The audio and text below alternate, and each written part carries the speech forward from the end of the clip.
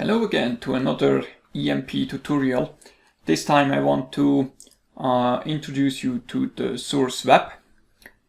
This one is rather powerful because you can with the source web basically call kind of any URL. So it allows you to grab data from any kind of API and get the data from it. So basically the source is called web. Let me just go to the manual and copy example. So very simple example from JSON placeholder type code. Thanks to them for providing this example. So basically what this will return is data like this, and it's basically just an array of this kind of JSON structure. So when we put this in here and enter that, we basically get this data back here. Now this is all nice, but often we don't want to show like this kind of JSON structures. So we can use other commands to address that. I have one here. So this is also from the example, so you can play around with that to get used to it. So let me turn that off shortly. So as you see, we get this data back. I rename one of the fields, so I don't want to have it as name, but I want to have it first name. And then afterwards I'm using the unbox command. So the unbox command is basically there to unbox JSON structures. So if you have an array or a JSON object, you can take the data out of it and create records out of it. And basically here I'm telling it what I want to have. So I want to keep the first name, I want to keep the username. So we see these are like the fields here. The email, the address, but I also want from the address, I want the geolocation. So I want to take this one out and make it to its own field. And I also want to unbox the company. And everything else and the original fields I just want to replace. Good, let's show that. So, and this is the result.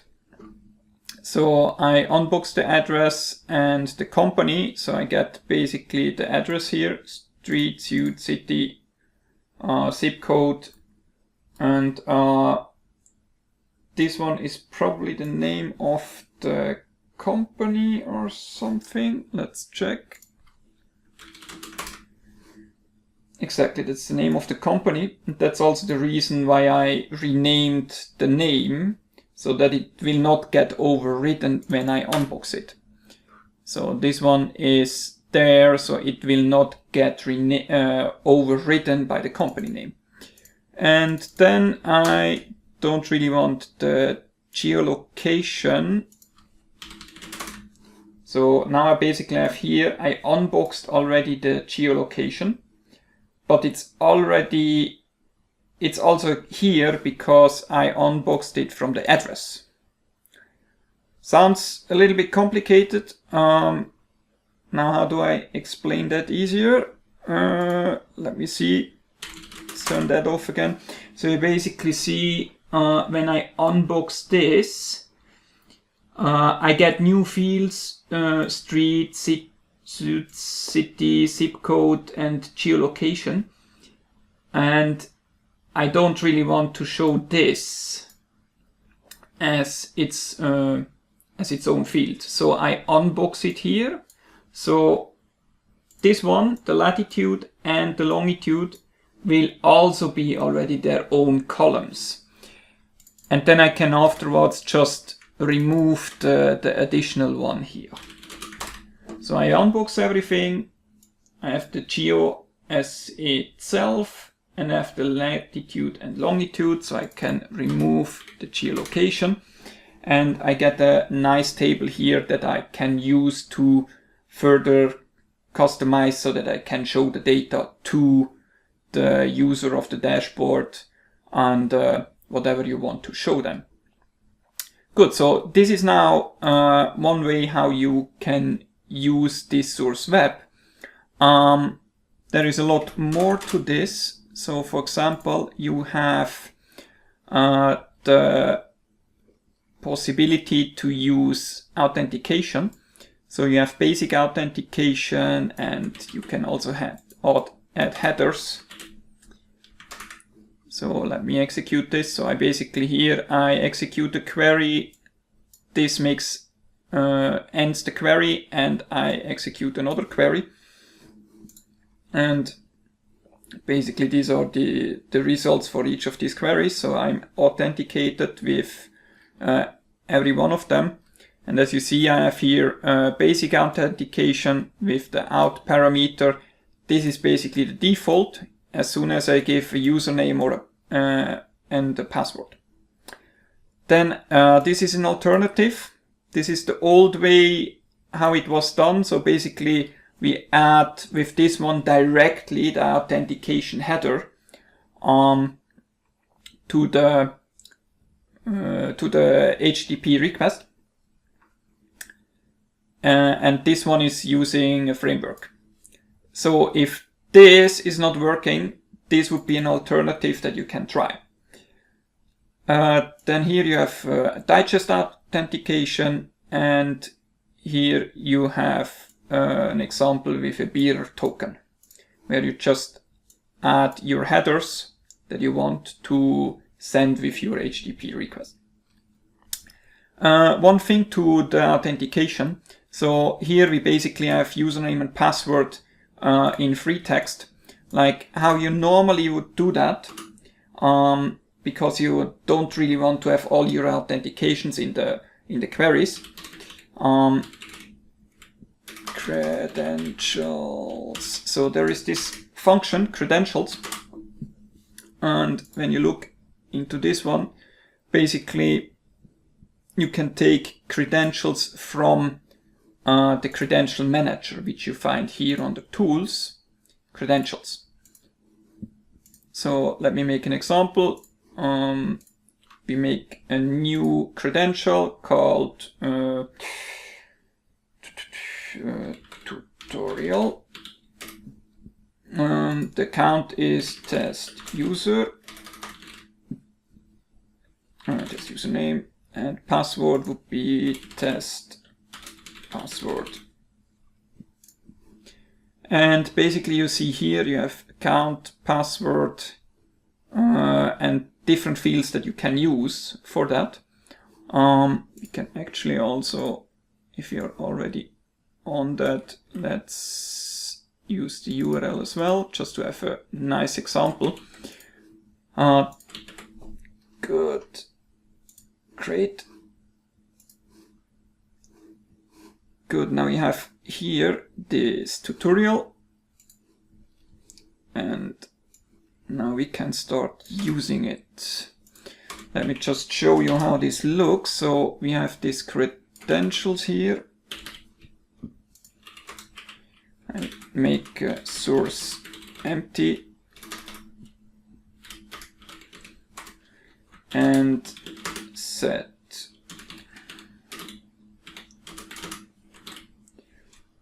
So, and basically here I just give the name.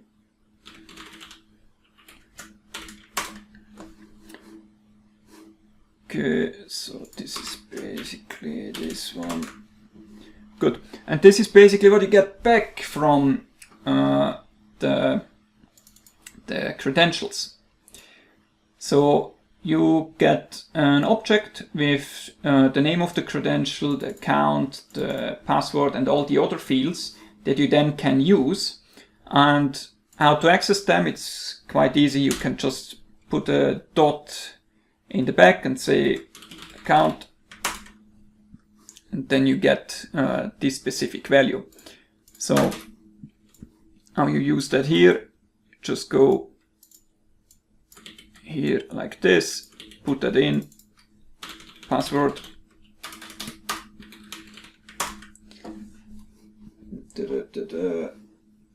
some exactly this back up here, good.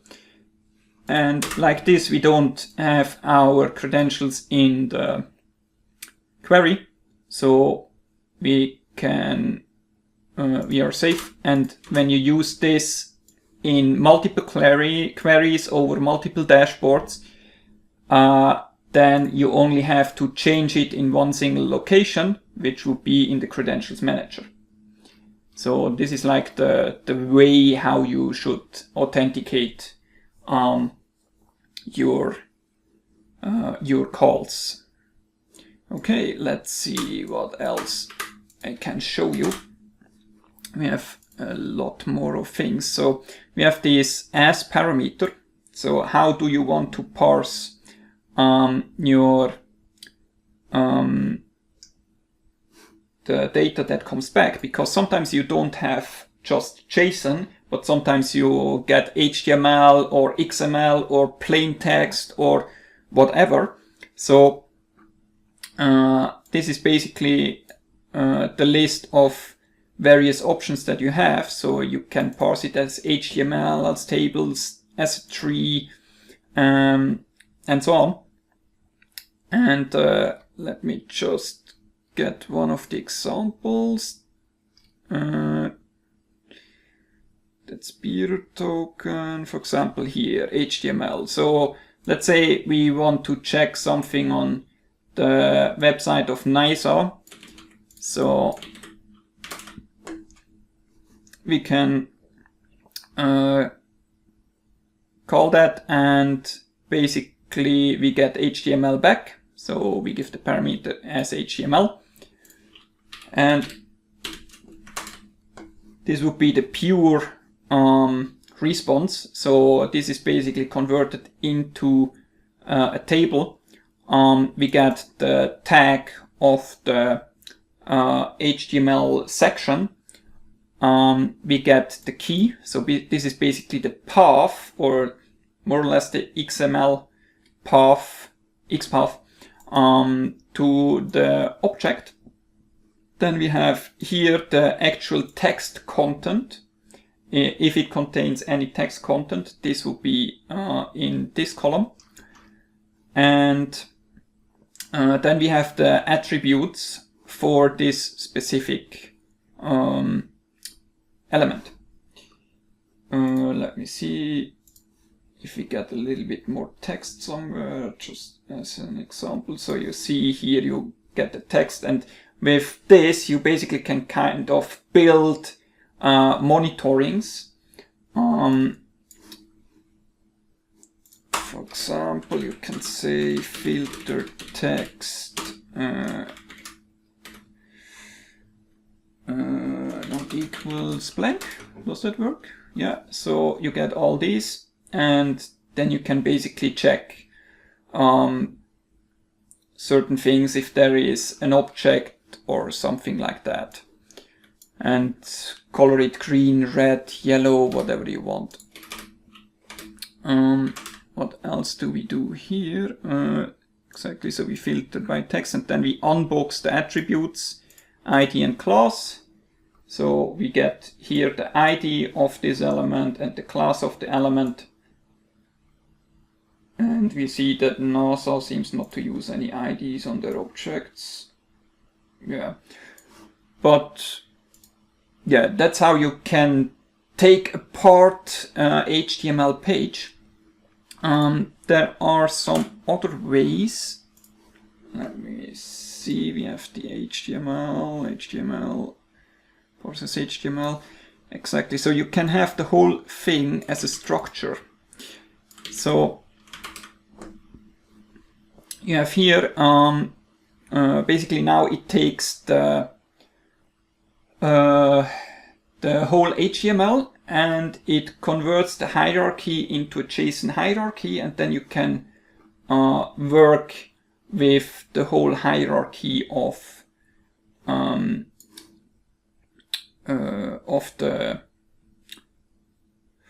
HTML page that you fetched. Let's see, what else do we have? Like, one is very interesting.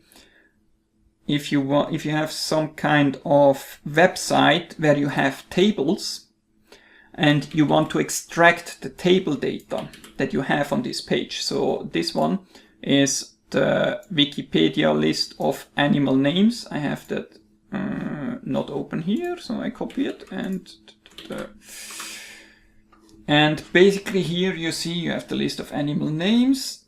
You have one table, you have another table. Let's see, how many tables do we have here? Yeah, 1 or 2 tables. So how can we extract a specific table? We basically say as HTML tables. This will get the tables on this page. The first table seems just to be one row, but then the second table, we have multiple rows here, and we basically have the attributes of the table and the data this is the row. So we have the attributes of the row and we have the data of this specific row. So, and this is converted into an object. So this is basically the name of the column and the value inside of this column. When we go a little further down, then you see the table index increases. So with this, you can say, okay, good, I just want to extract table number 3 or table number whatever, and work based on this table. In this example, I ignored the first table because it contains nothing. And I unbox the data, and this is now a new table that contains all the data from the 2 tables here. So the first table with generic terms and terms by species and axioms. Yeah, so you see you have for the first table you don't have animal or culinary noun for meat, and on the second table the first 2 rows are not defined. The first 2 columns are not defined. Okay, let's see what other examples we have. You can parse the whole thing as an XML. This will now probably not work because I don't have any Mocky thing set up, but this should probably as well. Let me check with HTML. I think I put this in that you can parse it as XML because exactly the XML parser doesn't like certain HTML things. But if you get XML back from some kind of URL, you can use this XML parsing, and you can go as far as the parse XML with structures. Here we have lines, so you can parse the whole thing as lines. Here I'm using the localhost metrics. So, for example, this is just some open metrics data that you can fetch for monitoring, and I'm using that here as an example. And I'm just extracting all the information here from these various lines. Let me show you how this looks. So basically it just takes it out as lines, and you can operate on that one. If you take JSON, then also the JSON will be split up, and as well the HTML would be split up. So, excuse me. So you see, you get basically just a line by line parsing of the whole thing. Let's see, I think that's all for the examples. Extract structure lines. Here is one example how you can grab data from Jira. If you know that project management tool, it has an API. You can grab data from it with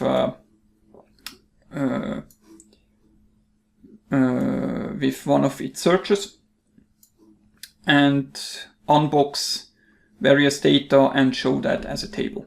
I don't have Jira here, so I cannot execute this example, but that's one real life example how you can grab data from an API.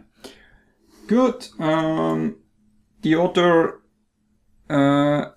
lists here, yeah, you can get plain text, then you will basically just have one response. So everything is in one field, in one row.